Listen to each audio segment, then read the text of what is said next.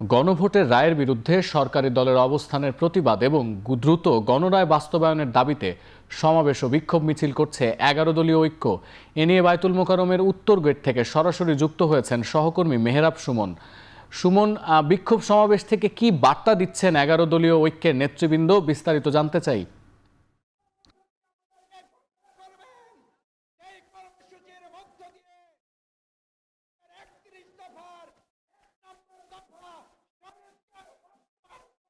এই যে ১১ দলের যে বিক্ষোভ যে সমাবেশ এটি শুরু হয়ে গেছে আসরের নামাজের পর থেকেই। তাদের যে মূল দাবিটা এই বিক্ষোভ পূর্বক যে একটা মিছিল করবেন এখানে, মূলত এইখানে যে ভোট হয়েছিল এবং ভোটে যে গণরায় দেওয়া হয়েছিল, আপনার গণভোটের উপরে যে রায়টি দেওয়া হয়েছিল সেই রায়টি কেন এখনো বাস্তবায়ন করা হচ্ছে না এবং বাস্তবায়নে কেন এখনো কালক্ষেপণ করা হচ্ছে, তারই প্রতিবাদে আজকের এই প্রথম কোনো বিক্ষোভ সমাবেশ আয়োজন করেছে ১১ দলীয় জোট। ইতোমধ্যে এখানে ১১ দলীয় জোটের যে নেতৃবৃন্দ তারা এখানে চলে এসেছেন এবং এই বিক্ষোভ এখনো চলমান রয়েছে।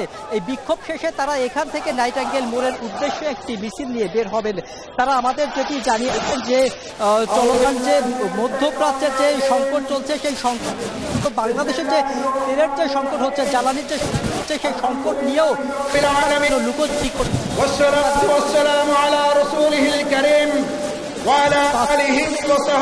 বাস্তবায়নের যে কালক্ষেপণ করা হচ্ছে তারই প্রেক্ষিতে এই ১১ জন প্রত্যাখ্যান করা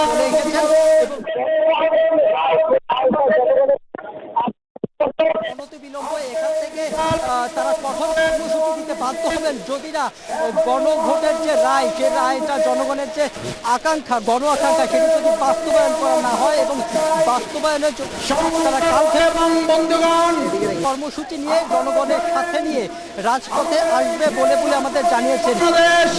বায়তুল মোকাররম ২৪ জুলাই আগস্টের গণঅভ্যুত্থানের মাধ্যমে যে সংস্কারের জন্য আমাদের সন্তান ছাত্র জনতা জীবন বাজি রেখেছিল। বায়তুল মোকাররমের উত্তর গেট থেকে যুক্ত হয়েছিলেন সহকর্মী মেহরাব সুমন।